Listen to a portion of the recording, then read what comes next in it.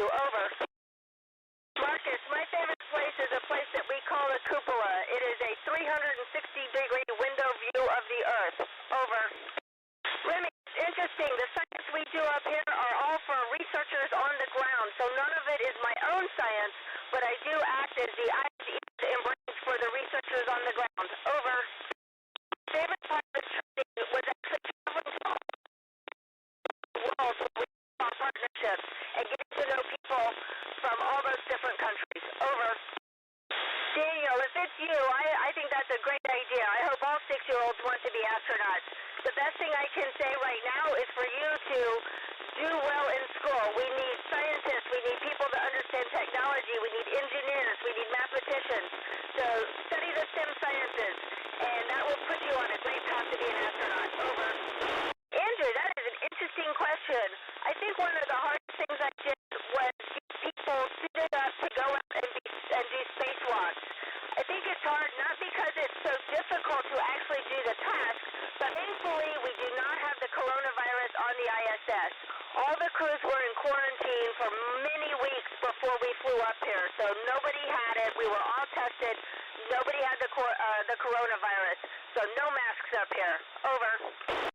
Henry, occasionally we play games. Just the other day we were trying to play a card game, although it's really hard to play cards in space because they want to go floating everywhere. Over.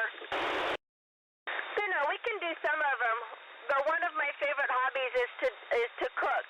And so cooking is a little hard up here because we don't have facilities we need to make delicious meals, and all our food comes up from the ground. But we're able to make a few things that are pretty good. Over. Kate, I wish our astronaut outfits were customizable. Unfortunately, they're not. We have to wear what the ground decides that we're going to wear. Over. Thomas, that is an excellent question.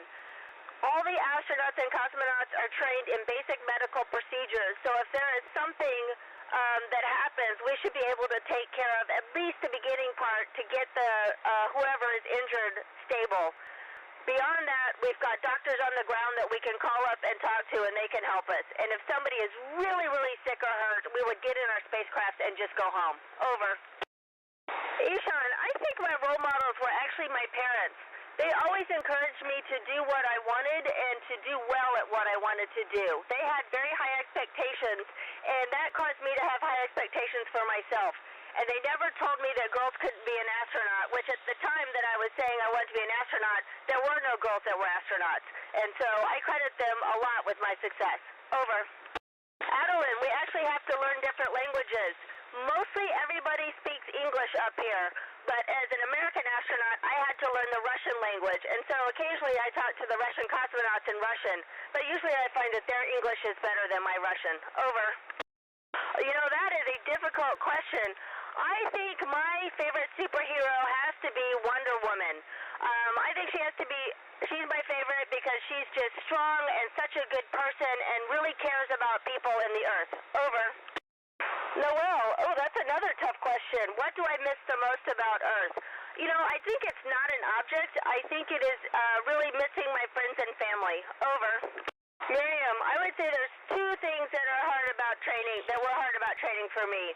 One was learning the Russian language because it's very difficult and different from English, and the other is learning how to do spacewalks. That is very physically demanding. At times, I didn't think I was going to pass, but I eventually did. Over. Amelia, the constellations don't look different, but they're a little bit harder to pick out up here because we don't have the atmosphere and pollution and light pollution to worry about. We see a lot more stars, and so it's harder to see the constellations just because it's too busy with other stars. Over. Charlotte, it would be bad if we ran out of towels, but you know what? We've got people on the ground that actually keep track of how many towels we use, and every 3 months or so we get a supply ship with new cargo up here, and so if we're running low on towels, they will send us more towels. Over.